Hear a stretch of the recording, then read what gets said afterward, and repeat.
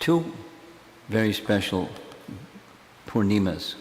Guru Purnima, somebody's in Brindavan right now. And at 3 a.m., they were doing Govardhan Parikrama on Guru Purnima. We were chanting Japa, at least I was. And Radha Ballabha, I'll send you the video of hundreds of thousands, maybe 1 million people at 3 a.m. in Brindavan on Guru Purnima circumambulating Govardhan Hill. Vrindavan Dham Ki Jai.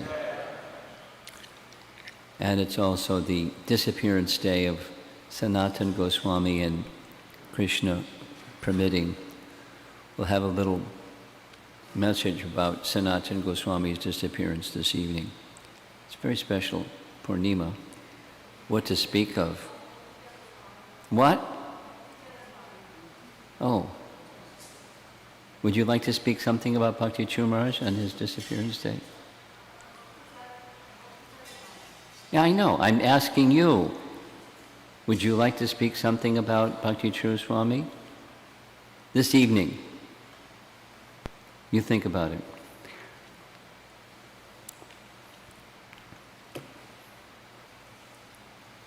So here's our topic for this morning. By design, short and sweet. Hopefully sweet. For me, sweet, at least. Hear with the spiritual ear. This is a phrase from Bhakti Siddhanta Saraswati Thakur.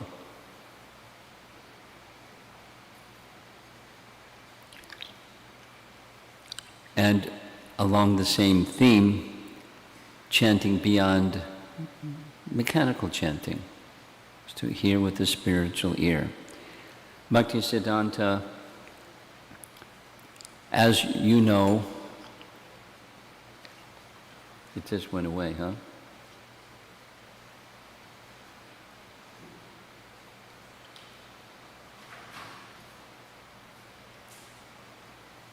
Anyway, as you know, Bhakti Siddhanta was a superhuman. He wasn't a worldly person. Just like Haridas Thakur, how many rounds did Haridas Thakur chant daily? How many rounds did Haridas Thakur chant every day? 3 times what we're going to be chanting, maybe. 3 times 64. 3 lakhs of rounds every day. And Bhakti Siddhanta matched him. You know that? History? It's a nice history. Rather, because of time, I'm not going to go into the history, but he demonstrated his capacity for absorption in the holy name on the level of Haridas Thakur for a number of years, like 8 years, without the detail, because of time. But he's superhuman. And needless to say, he had realizations. Because the object, Krishna, and his name, the Nama and Nami are the same, and he has realization. This little essay, he's going to explain our human faculty doesn't have the capacity to realize the name and the person named are the same, but there is a way to realize it. And that's our topic for this morning.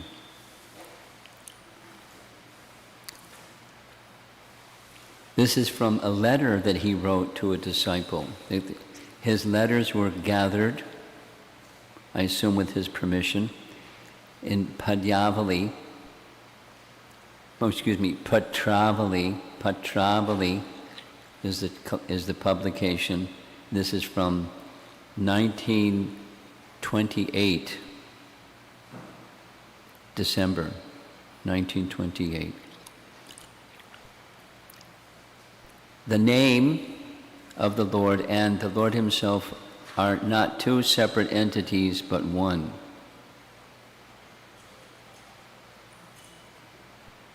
When the sound of the name passes over the lips, the conditioned sense of hearing and the conditioned consciousness initially process the sound as if it were material, and that is how it is perceived. As a result, only the external ear hears it.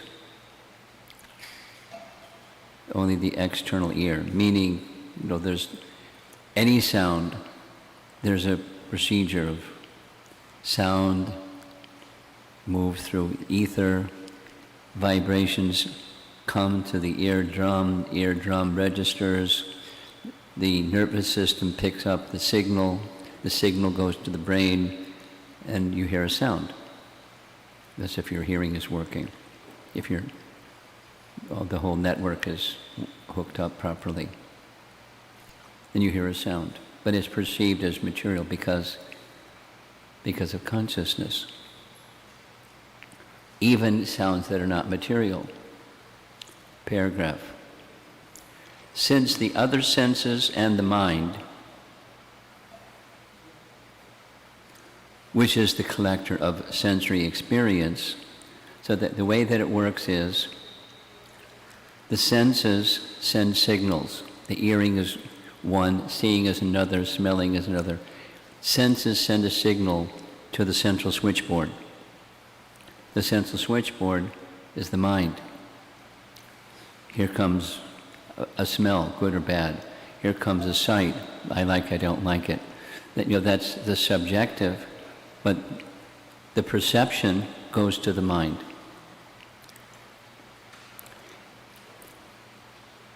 Since the other senses and the mind, which is the collector of sensory experience, are envious of the ear,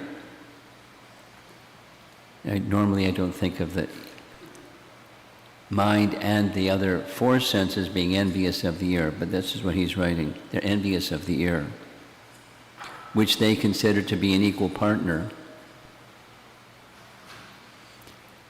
The result is that such chanting does not affect the cleansing of anarthas.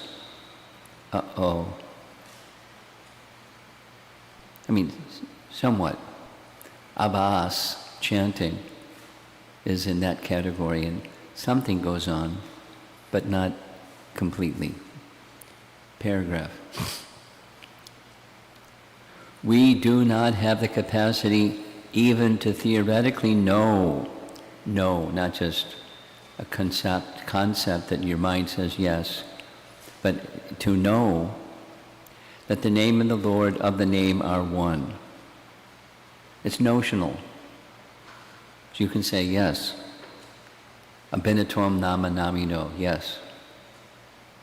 But to know it, like experience it, we don't have the faculties to experience it. Interesting. Just as piercing the ear is one of the Vedic rites for a young child, boys included, when our spiritual ear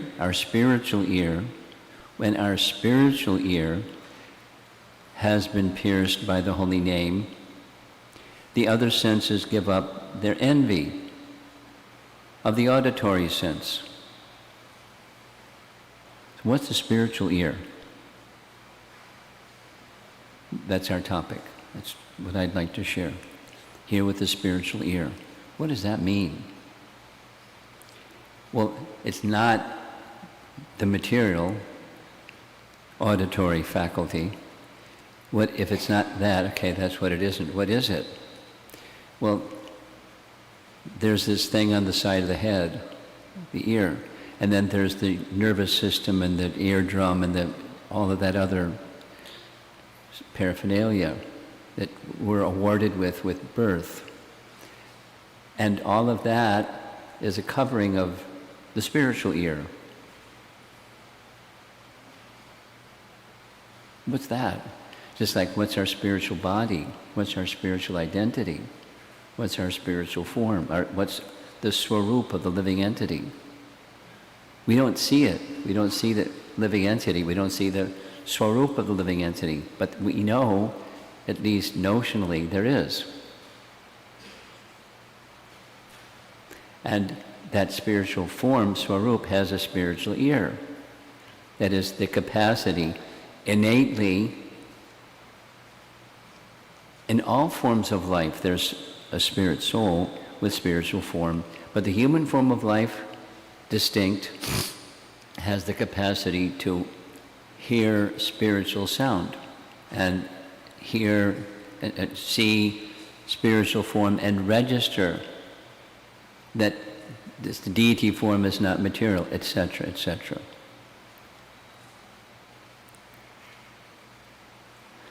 Very refined consciousness can taste the difference between prasadam and that which isn't offered. There's a difference.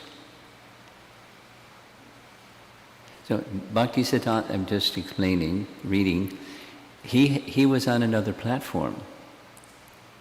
Anyone that can chant 3 times 64 rounds every day for 8 years without fail, not just the 64 round day, every day. I mean, do the math. Supposing most of us, anyway, I take longer than 2 hours, but supposing somebody takes 2 hours to chant 16 rounds, supposing. So 64 rounds times 4 is 8 hours. That's 64 rounds. At 2 hours per 16 rounds. And 3 times that. What's 3 times? You good at math? No? Are you good at math? What's 3 times 8? 24. 3 times 8. So, 64 rounds in 24 hours.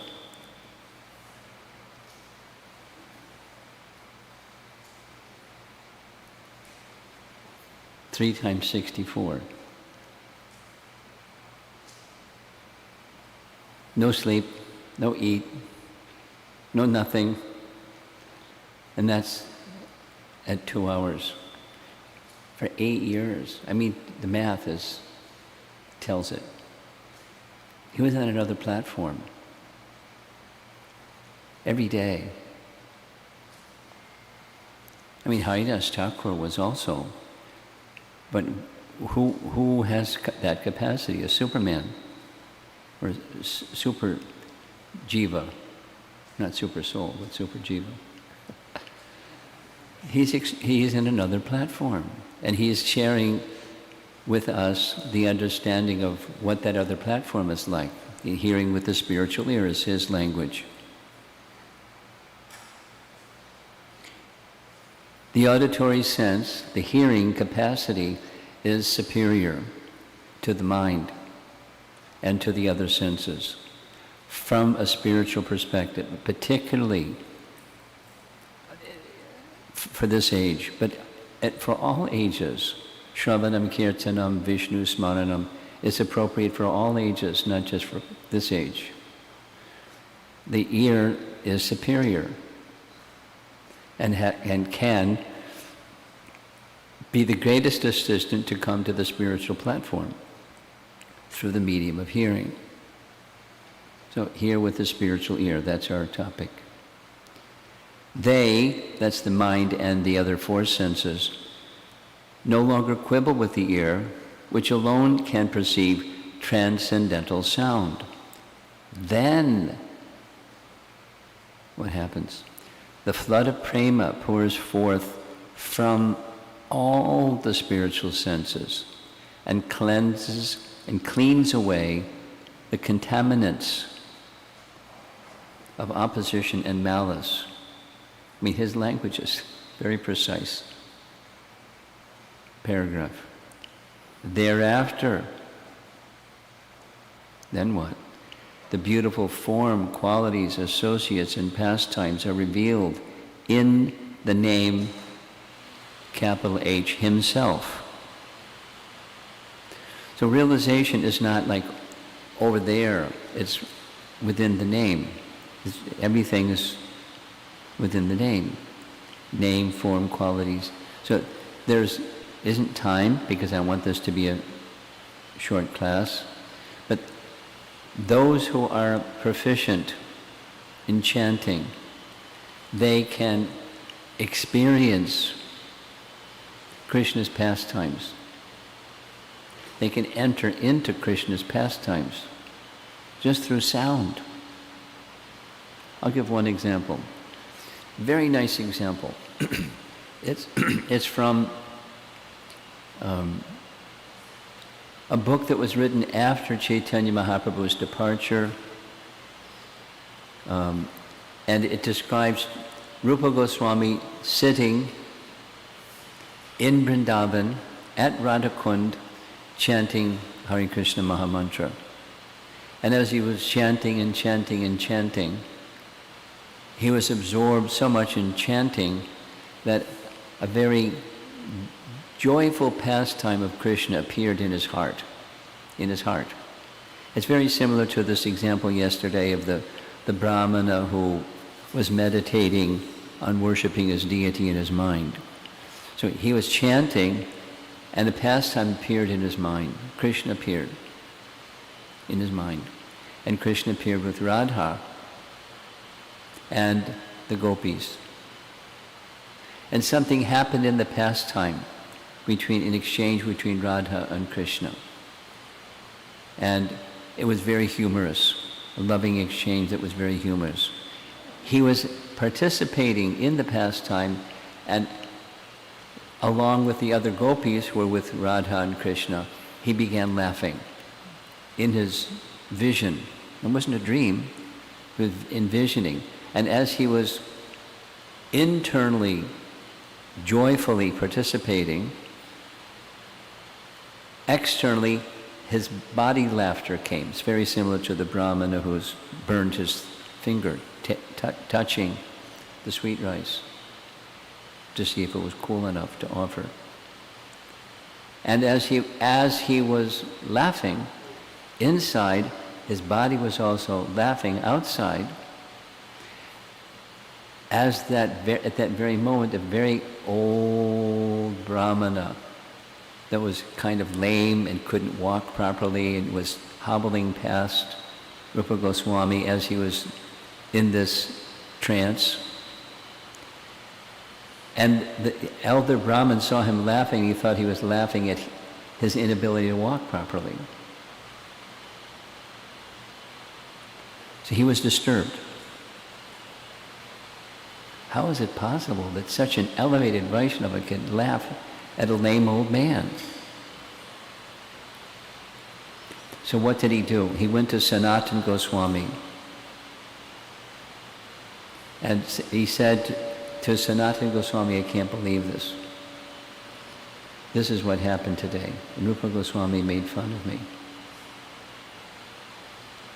And Sanatana Goswami didn't say no or yes. He just said, let me investigate, I'll get back to you.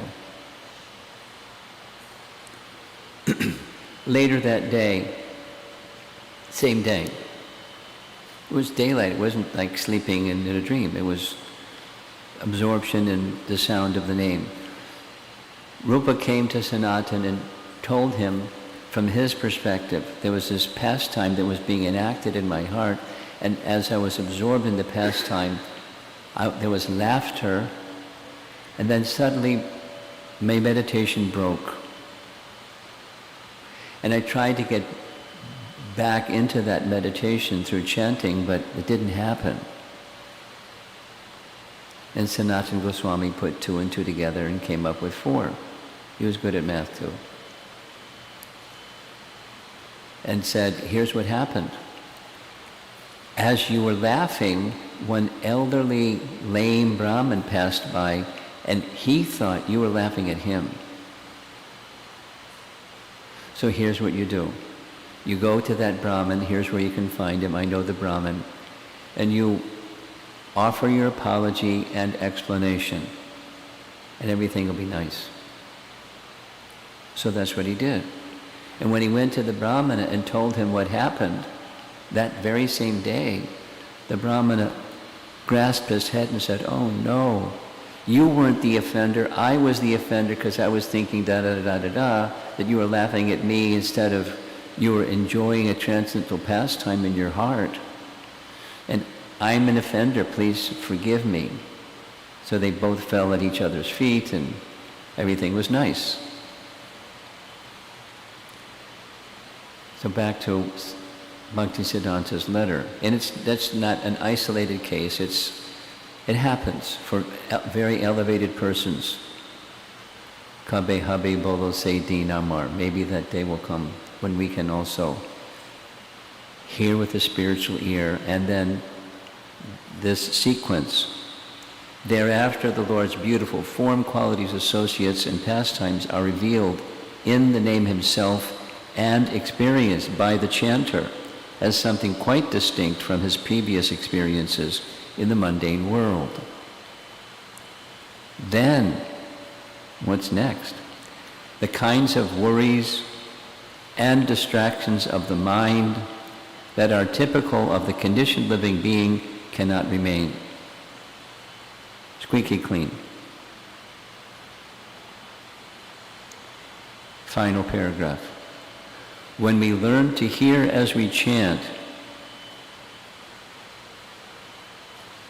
the opportunity to remember Krishna will automatically arise. At that time, Ashta Kaliya Lila Smarana will become possible. There's no need artificially to try for it, but we should constantly pray to the holy name for his mercy. That's the letter. Ashtakaliya Lila, some of you may know what that is. Ashtakaliya, there's the day, 24 hours in Brindavan is divided into 8. You're the math expert. 8 into 24 goes how many times? 24 divided by 8 equals? Yeah, 3. So 3 hours plus 3 hours. So the times of the day for Krishna's pastimes are 3 hours in duration. And during this time, these are common activities. During that time, those are common activities, etc. So there's some who practice smarana, remembrance of Krishna's pastimes during each of those sections of the day or 3 hours of the day. Ashtakaliya, Lila Smarana. So he is making the point that while that's a practice, that's the wrong practice, please. The right practice is hear the holy name. And when the hearing of the holy name happens, then automatically not only remembrance, but the experience and entering into. Isn't that something wrong with remembering pastimes of Krishna during different times of the day? But it's not a 10. It's not the recommendation of one who knows what absorption in chanting is, and that's what our activity is. So this is a nice diagram, and I'll share with you, this is my sankalpa for today. I'll explain.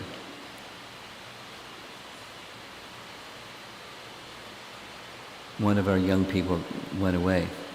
Maybe I scared him. Have you ever, I'm looking at you two, your friends? Something? You know each other at least. You, right next to you, you two. You know each other, yes? Okay, good, thank you. Have you ever had a magnifying glass? Have you ever tried what it's shown here? I remember doing it as a young boy. The sun has these two qualities, heat and light. So heat and light are the symptoms of fire. Heat and light. Heat and light. So, but from a distance, the heat and the light of the sun is diffused. So we don't feel the intensity as much as if you're right, like touching the sun. If you're touching the sun, you burn. So you can take a magnifying glass, and if you hold the magnifying glass at the right distance and the right angle, and hold it steady, then the heat and light of the sun becomes one point. And that one point is fire. And that fire burns because it's fire.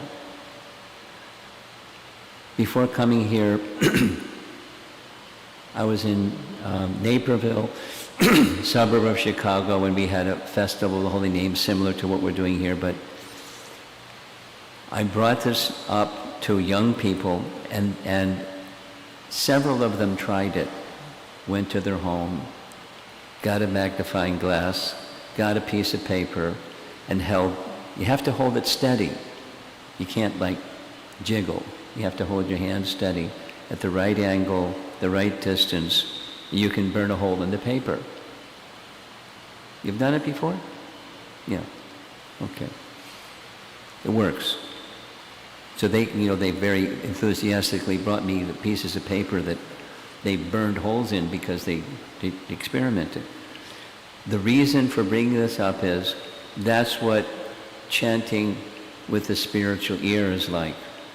Then it's not just the light, the heat, the fire of the sun being diffused, because the power of the Holy Name is everything.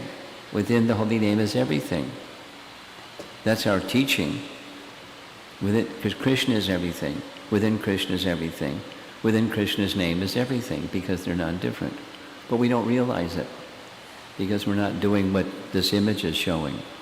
We're not focused. So we heard already twice, this is number 3, there's a little statue or something of Patanjali Muni. Remember him? Patanjali Yoga Sutras. And we learned from Patanjali Yoga Sutra number 14. Here's the number 14, and there's these 3 parts. The last sa to dirgha kala. Dirgha kala is a prolonged period of time. And nairantarya is holding your hand steady with the magnifying glass over a long period of time. Not just, but steady. Undeviating steadiness. And satkara. We heard a great deal about satkara. It's one of the subtle, not mechanical features of yoga practice or mantra meditation, with some respect. So you can burn a hole in a piece of paper without respect to the sun. But if you want to chant or perform yoga practice effectively, this is an essential ingredient. So here's the 3. Prolonged period of time, undeviating steadiness with adara, respect, or reverence and devotion. And then you can get the opportunity to hear with a spiritual ear. So during the day today, we'll have lots of opportunity. I mean, you can take advantage of it in different ways, but if you take advantage of it in these ways, you'll at least have the opportunity to hear with a spiritual ear. So the adhara, over in relation to the name and the activity of chanting the name with due respect for what we're doing. And then keep your mind steady. That's this nairantarya. That's Patanjali's phrase. Rupa Goswami has a different phrase, but it says the same thing. And just hold it there. The mouth making the sound, the ear hearing the sound, and if you actually stay steady with hearing the sound, with adara of towards with regard to the sound and the person who is the sound, then that's hearing with the spiritual ear. What happens if you get distracted? Instead of nairantarya, you get distracted, and your mind goes here and your mind goes there. It's like moving the magnifying glass, and the focus of the fire is dissipated. Is it clear? Guess what? It works. You can burn a hole in paper, and you can hear with your spiritual ear, but it's you have to stay with it. And however long it takes, that's how long it takes. When you get distracted, you bring the mind back. We heard all these nice things. And stay with it. And the force that will help you stay with it is adara. This is the means of deliverance for this age. So we're inviting all of you here with the spiritual ear, and there's reciprocation. It's not a one-way. Krishna hears, and Krishna knows whether we're being attentive or distracted, for what period of time we're attentive and distracted. Though the anishtha bhakta, that's most of us, may come to the nishtha platform. So the unwanted things, anarthas within the heart, can become cleared by a very simple process of hearing. Ear then conquers the mind. His way of describing is a little different than Rupa Goswami's way of describing, but it amounts to the same thing. I'll end with this, and I don't think we're going to take questions because I want to end and go back to our chanting of japa. Rupa Goswami's language is, there's a sequence of 4. How much nectar? This is Vidagdha Madhava, one of my favorite verses. How much nectar the 2 syllables Krishna have produced, who can say? So that's looking up, respect. Wow, there's something valuable here. When the mouth is engaged in chanting, there's so much nectar we desire many, many mouths. Not one mouth is enough. And then when we hear, there's such nectar one may experience, millions of ears is not enough. So, respect, vibrating, hearing the vibration, and then when that sound enters the courtyard of the heart, the mind becomes stunned. This is the mind becomes conquered by the ear. And the senses become inert. And that's our objective. And then comes what Bhaktisiddhanta said, and then. But, that's coming attractions. For now, let's stay focused on hearing, where there's respect, there's steadiness in the effort, and for a prolonged period of time. How prolonged? As long as it takes, that's how long.